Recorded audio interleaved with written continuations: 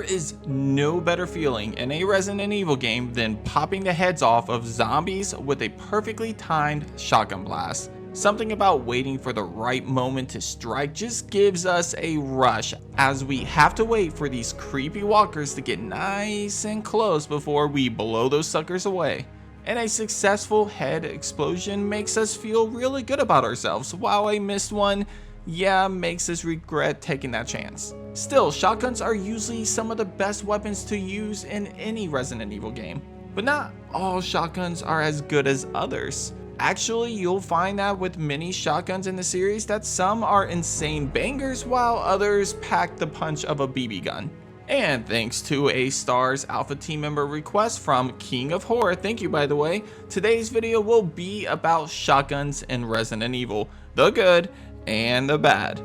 That's right, I'm diving down into each mainline entry and picking out the top 5 best shotguns and the top 5 worst shotguns in the series. And let me tell you, this wasn't easy, my friends. It took a lot of thinking, researching, and replaying specific scenarios with different shotguns to come up with this list. It was hard, but I think I have a solid list for you guys. Also, side note, it has to be a usable shotgun, so no broken shotguns or toy shotguns. And I didn't want to include paid DLC shotguns, meaning no skull shaker, guys. Sorry. Anyway, my name is Ruben with Nerdspace Games, and this is my top 5 best shotguns and my top 5 worst shotguns of Resident Evil. Let's get it.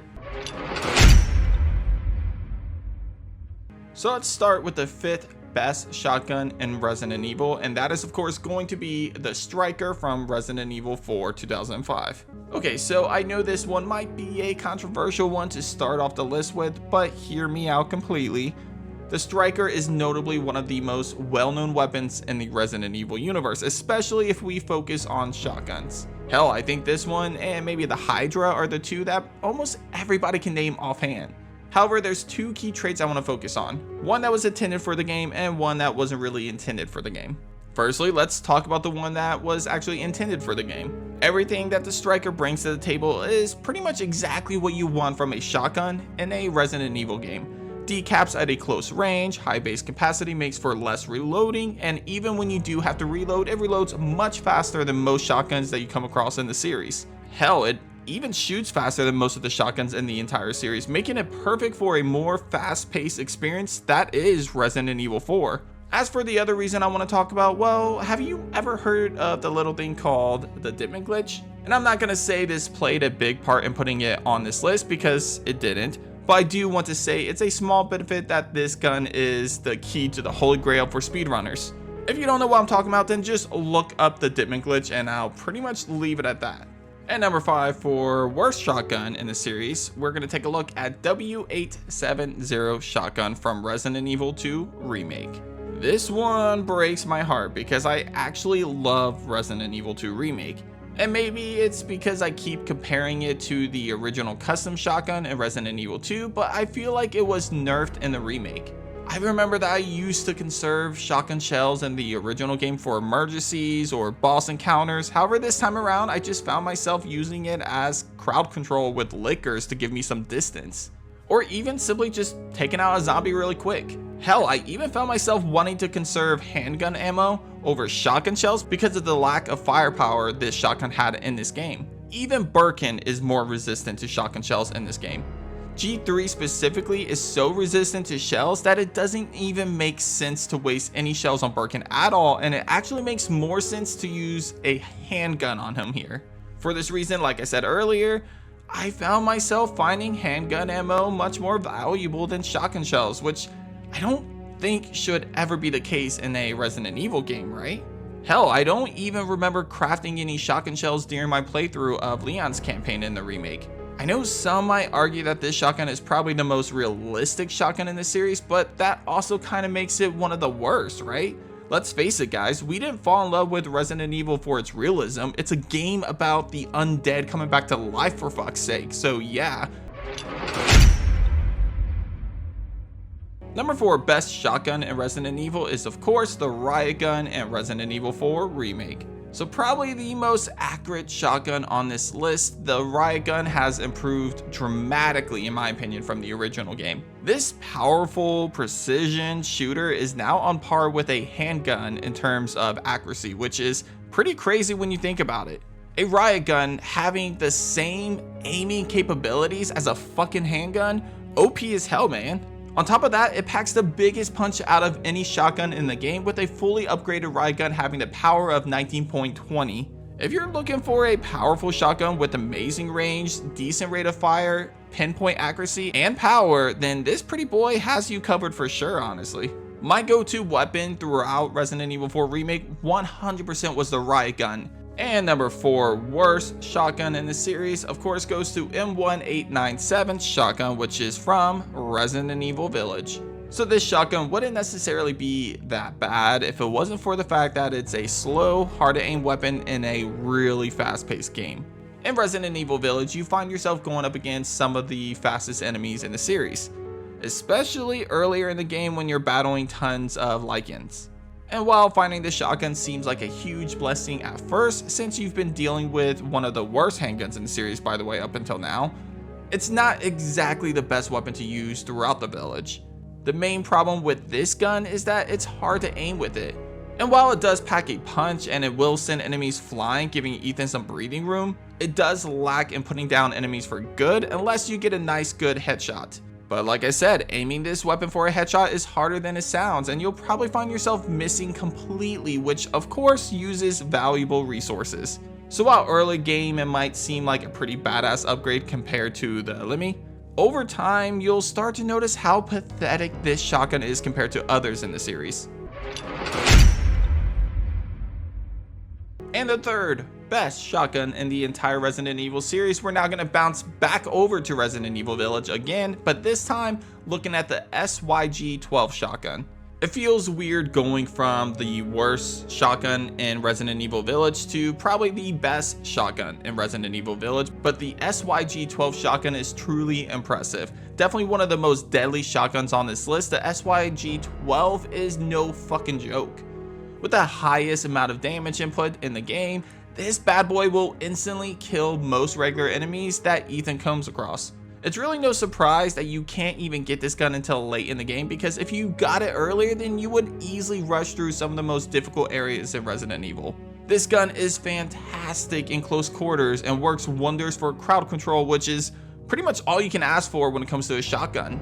And when you have a shotgun that has not one, not two, but 3 weapon attachments, with one of them being a red dot scope, yeah, it's no wonder why this is the best shotgun in Resident Evil Village. The capacity for this badass shotgun is at a 10 with an enormous amount of firepower that not only one-hit kills enemies, but even pushes crowds away from Ethan. Seriously, imagine if we had this Lycan killing monster earlier in the game. Game changer for sure. Number 3 worst shotgun in Resident Evil, Jailbreaker, Resident Evil 5. Honestly, this is probably one of the biggest disappointments for a shotgun in Resident Evil 5. That's because despite it appearing late in the game and because of its misleading appearance, the weapon is nowhere near as powerful as what you might think at first glance. It's basically an Ithaca that shoots faster but is less powerful. And while that might seem great, since you don't get this shotgun until late in the game, it just doesn't make sense really to trade off an almost fully upgraded Ithaca and more powerful Ithaca for something that just reloads and shoots faster. The thing about shotguns is that power is probably the most important aspect here, especially with Resident Evil 5. If you're going to go for a less powerful gun, then it needs to be dramatically different when it comes to the spread, the range, or the capacity, and unfortunately it doesn't feel like the trade-off in those areas are worth the sacrifice of the power of the Ithaca, therefore making this one of the worst late game shotguns in the series. Number 2 best shotgun in the series goes back to one of the classics, the custom shotgun in the original Resident Evil 2. So you guys can't really be surprised about this entry, considering the fact that I kind of mentioned it earlier when I was talking about the shotgun in the remake of Resident Evil 2 and how it was nerfed. Well, that is because the custom shotgun in the original Resident Evil 2 is literally OP as fuck. I don't think people remember exactly how overpowered this shotgun can be. Firstly, it's technically just a regular shotgun with custom parts added to it, hence custom shotgun. Yeah, I don't know what the hell those custom parts did to it, but damn, does this shotgun not play around. It'll literally blow the head off multiple zombies surrounding the player, like a full half circle almost. That's because the custom parts enhance the spread of this already powerful weapon. Think the assault shotgun in the Resident Evil remake. It's an amazing weapon to use, how it gets perfect headshots as long as you just time things correctly. Well, let's take that concept and apply it to where the spread is equal to like a half circle around the player. Yeah, so you literally can blow the heads off of like 5-6 zombies at the same exact time as long as you angle it correctly. That's fucking brutal. Number 2 worst shotgun in the series goes to Hydra in Resident Evil 6. So I want to start by saying that it feels absolutely wrong putting Hydra on this list, but can we just be real for a second? The Hydra in Resident Evil 6 was probably one of, if not the biggest disappointments in terms of weapons. Considering that the Hydra was most people's weapon of choice in Resident Evil 5, it feels absolutely wrong to see it end up on the worst shotguns of the series as well. Yet, here we are. Resident Evil 6's Hydra is a weapon that is used by Helena during Leon's campaign. It's a 3-barrel shotgun with an impact that might make you think it's a pretty badass shotgun when you see your partner using it next to you, until you get to play as Helena for yourself. That's because this shotgun, despite its overwhelming abilities in Resident Evil 5, is the worst shotgun in Resident Evil 6. With little to no range, taking multiple shots to put down a basic zombie, and probably the longest reloading animation in the game, this shotgun really disappoints. Now sure, it redeems itself with the quick shot ability, but I've never been a fan of that mechanic in Resident Evil 6, and my dumbass just kept forgetting about it. So the biggest pro in this gun's book doesn't really apply to someone like me. Sorry, I'm not sorry. And speaking of the Hydra, the best shotgun in the entire series is of course the Hydra from Resident Evil 5. The Hydra gets redemption, going from the worst shotgun in Resident Evil 6 to now the best shotgun in the entire series. Yeah, I'm happy to see it earn its place as the best of the best. The original Hydra is a monster. This 3-barrel shotgun is the go-to weapon of choice for anybody playing Resident Evil for a second playthrough usually. That's because this bad boy has the highest firepower out of any other shotgun in the game, and the rate of fire is insane for a shotgun, literally mowing down enemies that stand in your way. It has an incredible spread that'll knock every enemy back, sending them yards from the player, giving them some breathing room. The capacity of this weapon can be increased and upgraded to 10 bullets, unlimited even, making it the best weapon to clear out the area the fastest in my opinion. Most people might argue with you that the Hydra is not the best shotgun in the entire series, but you have to agree it is a pretty badass and useful weapon in Resident Evil 5, and I'm willing to bet that you used it a lot during your playthrough of Resident Evil 5. Or maybe I'm just mistaken. Still, I think the Hydra is definitely the best shotgun in the entire series in my opinion.